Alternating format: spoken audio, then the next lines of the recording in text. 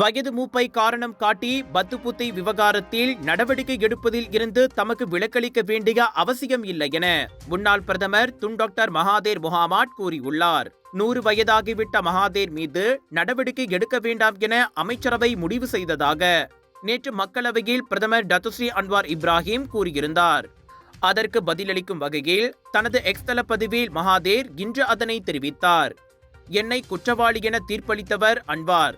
எனக்கு எதிராக எந்த நடவடிக்கையும் எடுக்க தேவையில்லை என்று கூறியவரும் அன்வார்தான். ஆனால் நான் நிரபராதி என்பது எனக்கு தெரியும்.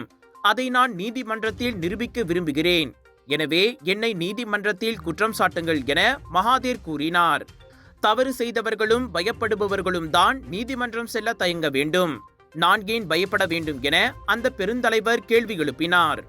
பத்துபுத்தே இறையாண்மை விஷயத்தில் 2018ஆம் ஆண்டு மேல்முறையீடு செய்யும் முடிவை மலேசியா வாபஸ் வாங்கியதில் அமைச்சரவையை மகாதேர் தவறாக வழிநடத்தியதாக கடந்த ஆண்டு அரச விசாரணை ஆணையம் அறிவித்திருந்தது.